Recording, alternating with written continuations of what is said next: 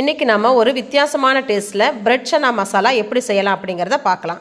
இந்த கருப்பு சனாவை ஒரு 5லேருந்து ஒரு 6 மணி நேரம் நல்லா ஊற வச்சுருங்க. ஊற வச்சு நல்லா வாஷ் பண்ணிவிட்டு குக்கரில் சேர்த்துக்கோங்க. வேக வைக்கும் போது பட்டை, கிராம்பு, ஏலக்காய் சேர்த்துக்கோங்க. கொஞ்சமாக உப்பு சேர்த்துக்கோங்க. தேவையான அளவு தண்ணி ஊற்றி ஒரு 6லேருந்து ஒரு 7 விசில் விட்டு இறக்கிடலாம். பாருங்கள், நல்லா வெந்துருச்சு. வெந்ததுக்கப்புறமா அதில் இருக்கிற பட்டை, கிராம்பு, ஏலக்காய்லாம் தனியாக எடுத்துடலாம். பொட்டேட்டோ ஸ்மாஷரை வச்சு நம்ம லைட்டாக ஸ்மாஷ் பண்ணி விட்டால் போதும். ரொம்பலாம் நீங்கள் ஸ்மாஷ் பண்ண வேண்டாம். அடுத்தது குக்கரில் எண்ணெய் ஊற்றிக்கோங்க. எண்ணெய் காஞ்சதும் கடுகு போடுங்க. அடுத்தது கொஞ்சம் பெருஞ்சீரகம், காஞ்ச மிளகாய், பெரிய வெங்காயம் 2 எடுத்துருக்கேன். அது சின்ன சின்னதாக கட் பண்ணிவிட்டு அதை நல்லா வதக்குங்க. நல்லா கோல்டன் ப்ரௌன் கலர் வரப்போ ஒரு ஸ்பூன் இஞ்சி பூண்டு விழுது சேர்த்துக்கோங்க.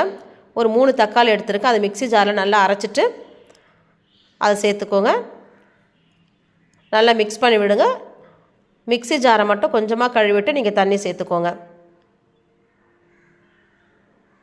அடுத்தது காரத்துக்கு நான் இன்றைக்கி குழம்பு மிளகாத்தூள் சேர்த்துருக்கேன்.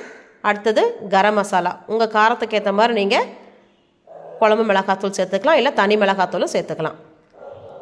அடுத்தது நம்ம எடுத்து வச்சுருக்க சனாவை அதில் போட்டு நல்லா மிக்ஸ் பண்ணிவிடுங்க. மிக்ஸ் பண்ணிவிட்டு அந்த சனா அளவுக்கு நீங்கள் தண்ணி ஊற்றி, ஏற்கனவே நம்ம உப்பு போட்டிருக்கோம், அதனால் கொஞ்சமாக உப்பு சேர்த்துக்கோங்க. கொஞ்சம் கருவேப்பிலை சேர்த்துட்டு நல்லா வத்துற வரைக்கும் நீங்கள் வேக விடுங்க.